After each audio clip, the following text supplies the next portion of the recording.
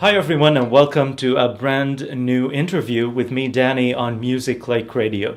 We feature artists from around the world, and today we have a special artist from Alamosa, Colorado. His name is Matthew Schildt. Matthew's music has been described to be very relaxing, uplifting, ethereal, and at the same time, not boring at all. And that's a very difficult combination to have. I'm very glad to have you, Matthew, with me today. Thank you for taking the time to be with me in this special interview. Well, thank you so much. Glad to talk to you. Matthew, before I start talking about your new album, The Little Light, which is, by the way, fantastic. I love the music. I love all the tracks on it. And it really fits very well with the genre of our music that we play on Music Lake Radio. But let me take a step back and ask you, who is Matthew Schildt? Where you're from, how did you get into music, and what led you to become a composer? Great. Well, thank you so much for the compliment. So I live in Alamosa, Colorado, which is a small town in southern Colorado, and I teach at Adams State University, which is a university of about 3,000 students in southern Colorado. And I'm originally from Long Island, New York, and I grew up in Long Island, New York, and went to college in Pennsylvania, and at Lebanon Valley College, and at Kent State University. And I started playing viola in third grade, so I think I was about 9. And it wasn't until I was about 15 or 16 when I started discovering jazz and new age music and started getting into piano. And basically the same time as I started playing piano is when I started composing as well. Matthew, I'm always curious about artists and what creative process they get into. Like, when is the best time to be creative, and what's the process that you work with? Best time, maybe a special place. How do you work it out? That's a great question. For me, late night usually seems to be the time where most ideas come, and that doesn't fit too well with teaching at 8 a.m. So very often it's something I do a lot in the summer, but that's usually when the creativity seems to be fullest. And ideas come in various ways. Very often it's sitting down at the piano, but it could be taking a walk or just sort of freeing my mind, I guess. And as far as the creative process goes, usually the initial idea comes first, and then it sometimes takes a while for a song to work itself out. And I sometimes wait on it for months or years before I have an idea of how I'm going to finish it. Most of your tracks actually have collaboration with other artists. I'm very curious about how do you work in that mindset? Do you have a certain vision and then you let the other artists kind of add their own touch to your music, or you have very stringent and strict guidelines and you want everybody to abide by them because you want to achieve a certain idea that you have in mind? I think it's a little bit of both, but I think mostly it's the former. I think it's giving musicians their own room to be creative. And I had some amazing collaborators on this project, and I knew right away that they were going to come in with some great ideas and have some wonderful contributions. And there were times where I might have had an idea or a melody for something, and I had to sort of resist going that way and sort of open myself up and allow the vocalist or guitarist to do their own part. And every time it came back, I was always so happy that I was able to give them room to be creative. So there were times where I would hand things over to the guitarist, who's also the engineer, and I love his music, and just say, do what you do best and add your own parts. Other times I might have a recording where I come in and say, I like this guitar sound and this kind of guitar approach. Could you do something like that? And then very often when those parts came in, they ended up being a springboard or jumping off point. And there'd be ideas I'd never thought of, and that would then spark a bunch of other ideas and a bunch of dialogue. So it was really great to get everyone's creative input, and I think the project is so much better for that. And that's very different, by the way. One of the things that stood out when I listened to your music was that it was a mix not just the piano, but most of the tracks had other instruments, and that's something that not a lot of artists want to venture into because it's generally harder to achieve. And I'm sure you know that because I'm sure it comes with a lot of challenges as well. It does. It was also just incredibly rewarding, and for me, there were so many moments where I was just glowing, having heard this music that I never would have expected. And with some of the musicians, I was working online, and they were in California and sending files back, and it's an amazing experience to open it for the first time and listen to something that they performed that I never could have imagined, and it was a really beautiful thing to be a part of. That's great. Your last album, which is The Little Light, I have a question around it. Like, how long did it take you to work on this album, and when did you finally look back and say, I think I'm done, it's finalized? I think I finished it about a dozen times. Probably I thought a lot of times I thought I'd reached the end and found more that I wanted to do. I'd say all told it was a little over 2 years from when I got into the recording studio, which was in April of 2014, and then finished it in July of 2016 is when it all came together. So there were periods in there of working intensely, and other periods where there was months of not doing very much, and that was, for me, that was great because I'd have time to take a step back when I was getting really involved and maybe too obsessive about some things. I could take a month or two off and then come back with a really fresh ear and hear things that I might not have heard.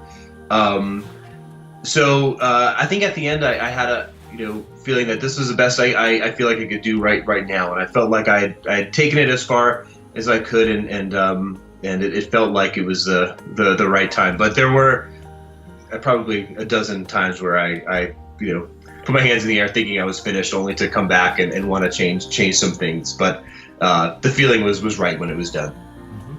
Mm-hmm. Your album is very special because it has wordless vocals, and that's something kind of different. Whose idea was it? And did you think if you had words in the music, it would have taken away from the essence of the music themselves? Because I feel that the adding of the wordless vocals is like adding another instrument. It's just another tune that is added. So. Absolutely, I totally agree, and I've been attracted to music with wordless vocals for a long time, and honestly, I just don't write lyrics. I've never written words or poetry, and that's just not something I do. But I'm attracted to the voice, and for me, having tried out various instruments for my music, the voice just works really well with my music. There's some quality about it that I'm really attracted to, and music I grew up really inspired by, like the Pat Metheny group has wordless vocals. There's a band that I started listening to in high school called Checkfield that had a lot of wordless vocals. An album that was big for me growing up was an album by Michael Gettle, who's a composer I've gotten to know, called The Key, which also had wordless vocals, and that sound has been within me for a while. But when it came to this album, I knew I wanted wordless vocals. It was just a matter of finding who that was going to be, and I'm so incredibly lucky that I got connected with the vocalist, who is Kirsten Pixton, and I got connected with her and listened to some music of hers, and just immediately knew that she was going to take the project to a completely new level. And we started with 4 songs, and then went to 5, and then 6, and I just absolutely loved working with her and what she brought to the project. So, and she has a wonderful album called Embers that's really worth checking out. But I was very fortunate to have her, and I think it was a great fit. I agree 100%, and that takes me to the other question: is how many tracks do you have on your album, The Little Light, and what is your favorite one among, and in what circumstances? What makes this so different? The one that you really is your favorite? Sure, let me think about that. There are 10 tracks all told, and there were more going in, but I felt like the 10 that were on the album worked well together. So I limited to those 10 tracks, and I think my favorite track is the track that was probably the most difficult, and that is track 2, which is a track called Circling Sky, and it's the track that probably sounds the most different from the demo version. I think it sort of became something totally new when I started collaborating with, especially the drummer and bassist John Michel and Michael Jude. It just went in a whole other direction, and I think the contributions from Kirsten and Stephen Brannon, who plays electric guitar, are just fantastic. But that was a piece that was probably the most challenging compositionally too. There was a time where I had maybe 15 different versions of one section, and I had to call on a friend and say, help me out, I don't know how this should go. And there was a lot of work, but I think at the end it was the most rewarding to see it become what it was, just because I think so much went into it. And I think the musicians just do an amazing job on that. Matthew, you have a master's and a PhD degree in music theory and composition from Kent State University. Tell me more about how achieving higher education in music could make you different. Like, how would Matthew be different if you haven't gotten into that level of music theory? That's a great question, and I guess I feel really fortunate that I got to work with some amazing teachers, and music is a lifelong study, and all musicians I know are on the path to study music that never ends. It's just an endless quest, and to have great mentors and great guidance along the way, and some fantastic teachers in music theory and in jazz and in composition. In the area of composition, working so closely with a wonderful composer I studied with, composer Frank Wiley in Ohio, who really helped me develop my style, and he would see the kind of thing I was trying to do and help me get there. And I had some great mentors, and I think it really formed who I am as a musician. It exposed me to a lot of music, and I think it sparked a lifelong interest in all sorts of music, which was so important for me. And I think the mentorship and the guidance and all that was just so important in making me who I am now. As a music professor, tell me more about what courses you teach, and how is being a professor of music different than being just a composer or an artist?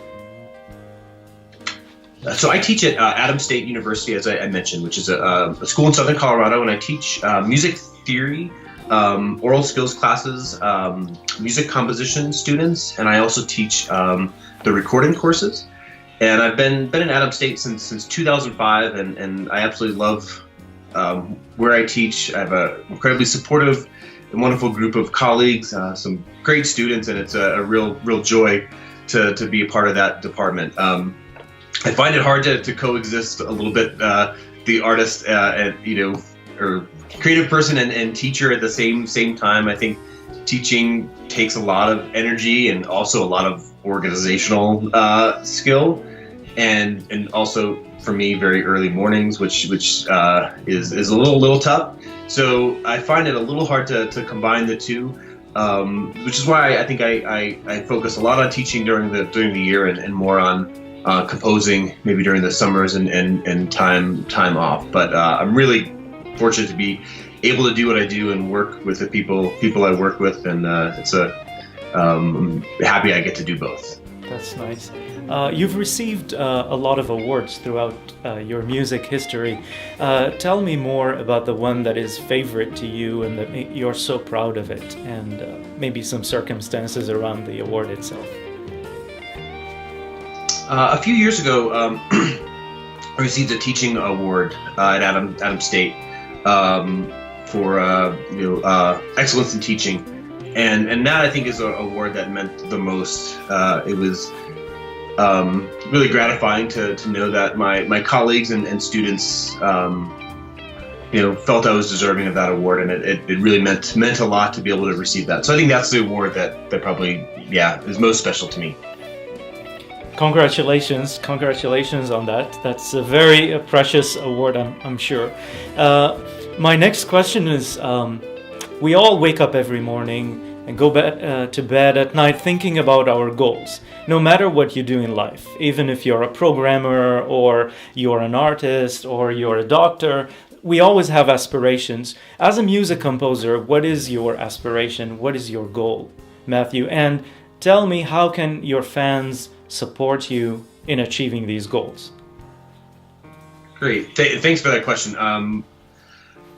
For me, just getting to be around music every day is something I'm really thankful for, and I hope I always continue to do that. But as a composer, I think my goal is just to create music that I really like and feel strongly about, and music where I can hear myself in it. And my goals are to find some more collaborations, and this album has been great in that it's connected me with a lot of people that I never would have been connected with, both musicians, but also radio stations, someone like yourself, and I'm really looking forward to developing some more collaborations. I can't wait to do another project with some more musicians and maybe see where it goes. And so I'm just looking forward to that whenever it might happen. But the goal is, I think, to just keep focusing on music and to, I think,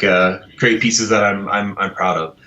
And as far as supporting artists, I think now is a bit of a challenging time for artists. It's a great time and also a challenging time with the advent of streaming, and it's a great way to sort of reach all corners of the world, but it can be difficult to receive income to fund other projects. Correct. So I think for any chance that music fans have to purchase music that goes directly to the artist, or where they can purchase something from the record label directly, I think is a great way to support artists. And I'm on Heart Dance Records, and they've got a great website where you can check out my work, but the work of some great artists as well. I think for people who do like streaming, creating things like Pandora stations and Spotify playlists and things like that are all great as well. So and for me personally, the feedback you get from people who listen is probably the most important. That really is satisfying and inspiring when you hear about someone who likes your music. So that's another thing to do, is to reach out to the musician and maybe express your thoughts. That's a great thing to do. And I'm sure you're always looking for new collaborations with artists from around the world. So here's a shout out to any of the artists that would like to collaborate with you. Probably just connect with Matthew. Probably we'll have a link to your website as well on this interview. That way people can know more about you and can go and directly purchase your CD. That takes me to the last part of our interview. We're almost over, and that part is called the rapid fire questions. It's just a fun section at the end of the interview where I'm going to ask you this or that, and then it tells people and fans around the world a little bit more about the Matthew Schildt. Great. Starting with the first question: piano or guitar? Well, I have to go piano. Okay. Classic or modern? That's a good question. I think I lean modern. Early bird or night owl? Oh, night owl by far. Yep. Coffee or tea? Coffee. A cat or a dog? That's tough. I'd probably say dog. Any particular breed? We have a Ridgeback, a big. She's a really big dog, but a wonderful dog. Okay. Salt or sugar? Sugar. Summer or winter? Oh, I might say winter. Mm-hmm. Book or a movie? I'd say book. Chocolate or vanilla? Chocolate. And functionality or aesthetics? Aesthetics. All right. Matthew, that concludes our interview. I really thank you, and I really thank you for taking the time to be here with me on this interview. It was my pleasure, and I look forward to listening to your upcoming albums and your upcoming music. Any final word, Matthew? Thank you so much. It was a pleasure talking to you, and I love what you're doing with Music Lake, and appreciate all of your work. And it was great to talk with you today. Thanks for taking the time. You have a great day. Bye bye.